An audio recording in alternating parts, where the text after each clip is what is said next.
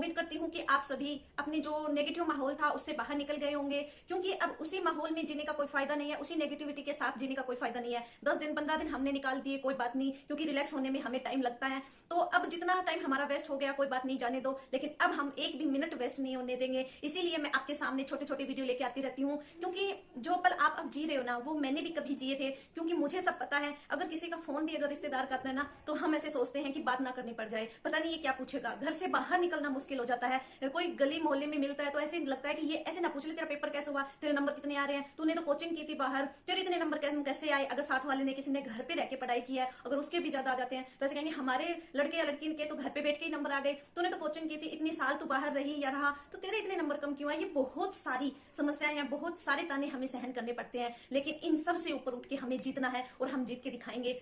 देखो मेरे साथ भी ऐसा ही हुआ था किसी टाइम पे, कि जो पिछले 2018 वाली भर्ती थी, जो 2015 वाली थी, उसमें मैं नहीं सिलेक्ट हुई तो मुझे भी ये बातें सुनने को मिलती थी, अरे तेरा सिलेक्शन नहीं हुआ, तू तो टॉपर थी, तू तो होशियार थी किसी टाइम में, और हमारे तो पड़ोस में इतने कमजोर कमजोर बच्चे थे उनका हो गया, उन्हें तो कुछ आता ही नहीं था उनका हो गया, तेरा नहीं हुआ, तेरा नहीं हुआ। इतने मतलब दर्द सहन किया ना, बस पूछो मत। वो दिन याद करके तो रोना आने लग जाता है, पर मैं हारी नहीं। अब आपका एक कमेंट था कि आप जो रह गए थे 2018 में, उसके बाद आप कब तैयारी में जुट गए थे। मैं पेपर होते ही फरवरी में हुआ था शायद, मार्च में ही मैंने किताब उठा ली कि चलो जो हो गया वो हो गया, अब की बार मैं नहीं हारूंगी। 2018 से लेके 2021 तक मैं लगातार लगी रही, मैं रुकी नहीं। क्योंकि देखो नेगेटिव जो विचार अपने आते हैं ना, अपने चाहे वो पड़ोसी हो, रिश्तेदार हो, किसी से भी अगर हमें थोड़ा सा भी नेगेटिव विचार मिलता है ना, उसको पॉजिटिविटी में लेने की कोशिश करो। उन लोग आज जितने ताने तुम्हें मारने ना उतने मार लो, क्योंकि एक दिन मैं जीत के आऊंगा और फिर मैं आपको जवाब दूंगा। अब मैं अपने मुंह से नहीं, मैं मेरी कामयाबी से जवाब दूंगा। क्योंकि मैं भी बाहर पढ़ती थी ना तो बहुत सुनने को मिला कि वो बाहर पढ़ते थोड़ी ना है, वो तो अपने मतलब आप समझ सकते हो कि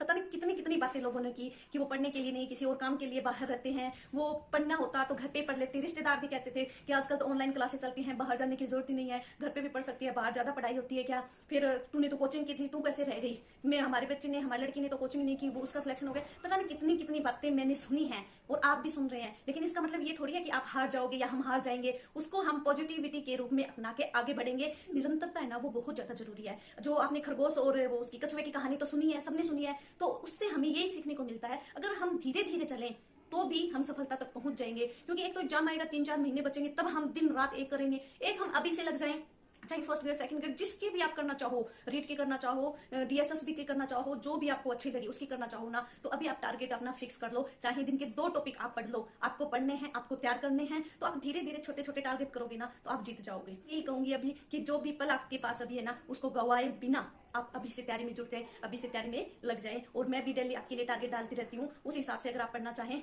तो वो भी तैयारी कर सकते हैं, आप खुद के अपने टारगेट बना सकते हैं। और आज के लिए मैं इतना ही कहूंगी, धन्यवाद।